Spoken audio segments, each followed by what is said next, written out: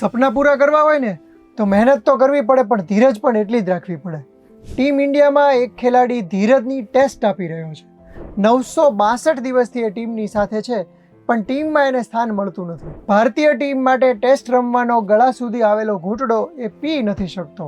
એ બસ બીજાને પાણી પીવડાવતો જાય છે. 3 થી 4 વર્ષથી આ જબરદસ્ત બેટર માત્ર વોટર બોય બનીને રહી ગયો છે. આજના વિડીયોમાં આપણે વાત કરીશું અભિમન્યુ ઈશ્વરનની. ટેસ્ટ ક્રિકેટ એ ધીરજની અને રાહ જોવાની રમત છે. પણ આ રાહ જોવાની જો મેદાનની અંદર હોય ને તો બરાબર, પણ ડ્રેસિંગ રૂમમાં રાહ જોવાની આવે ત્યારે કોઈ પણ ખેલાડી માટે એ પજવનારી બાબત હોય. અભિમન્યુ 2021-22 થી ડ્રેસિંગ રૂમમાં રાહ જોવે છે પોતાને ટેસ્ટ કેપ મળવાની. ઓસ્ટ્રેલિયા સામેની 5 મેચની સિરીઝમાં એને ડેબ્યુ કરવા ન મળ્યું. બીજા ખેલાડીઓ નહોતા ચાલતા ત્યારે પણ એને ટીમમાં સ્થાન ન મળ્યું. કેપ્ટન બદલાઈ ગયા, કોચ બદલાઈ ગયા, મેનેજમેન્ટ પણ બદલાયું, પણ આ ખેલાડી હજુ રાહ જુએ છે. હવે ઇંગ્લેન્ડ સામે 5 ટેસ્ટ મેચની આખી સિરીઝ પૂરી થઈ ગઈ, એમાં પણ એને સ્થાન ન મળ્યું. 2021માં ઇંગ્લેન્ડ ટૂરમાં એને સ્ટેન્ડ બાય ખેલાડી તરીકે સાથે લઈ જવાયો હતો.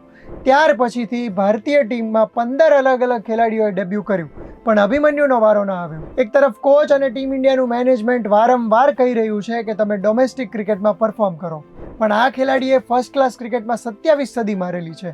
7,841 રન બનાવ્યા છે અને 31 જેટલી અડધી સદી ફટકારી છે, પણ એમ છતાં એના આ પરફોર્મન્સને ધ્યાનમાં નથી લેવાયું. જરા કલ્પના તો કરો કે એ ખેલાડીને કેવું લાગતું હશે જ્યારે એના જુનિયર ખેલાડીઓ એની પહેલા ટીમમાં સ્થાન મેળવી રહ્યા છે અને સતત પરફોર્મ કરવા છતાં એને ટીમમાં નથી લેવાતો. અભિમન્યુ ઈશ્વરન એક સારો ઓપનર છે અને 3-4 ક્રમે પણ સારી બેટિંગ કરી શકે એમ છે. એને પ્લેસ નહીં મળવા પાછળ ટેકનિકલ કારણો પણ ઘણા છે, કારણ કે ઓપનિંગમાં અત્યારે ભારત પાસે સારા એવા વિકલ્પો છે અને એમાંથી કોઈ ઈજાગ્રસ્ત ન થાય ત્યાં સુધી એને સ્થાન મળે એવું લાગતું નથી. અભિમન્યુ ઈશ્વરનની સ્ટોરી જોઈને લાગે છે કે નસીબની પોતાની પણ કોઈ ગેમ હોતી હશે, કારણ કે એક સમયે નવજોતસિંહ સિદ્ધુની ઇન્જરીના કારણે સચિનને ઓપનિંગ કરવાનો મોકો મળેલો અને ત્યાર પછી બની ગયો ઇતિહાસ. શું અભિમન્યુ ઈશ્વરનના નસીબમાં પણ આવી કોઈ ઘટના લખી હશે?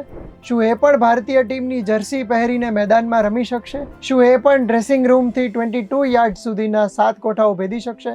એ તો આવનારો સમય જ કહેશે. આ ખેલાડી વિશે અને ઇન્ડિયન ક્રિકેટ ટીમમાં લક ફેક્ટર વિશે તમારું શું માનવું છે અમને કોમેન્ટ કરીને જણાવો, અને આ જ પ્રકારના ઇન્ફોર્મેટિવ વિડીયોઝ માટે ગુજરાત સમાચાર જોતા રહો.